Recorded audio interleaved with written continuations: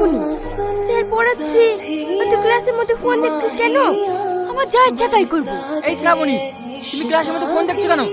আমি চাই না তোমার জন্য আরো স্টুডেন্টের অসুবিধা হোক। বেরিয়ে যাও এখান থেকে। আমি তো এটাই চাইছিলাম, পড়াশোনা যে কি করে আমার তো একদম ভালো লাগে না।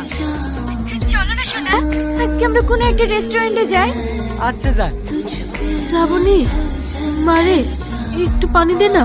আমার শান্তি নাই, সবসময় ডিস্টার্ব। আমার শরীরটা খুব অসুস্থ, তুই রান্নাটা বসিয়ে দে না মধু। ওসব রান্না ফান্না আমি করতে পারবো না।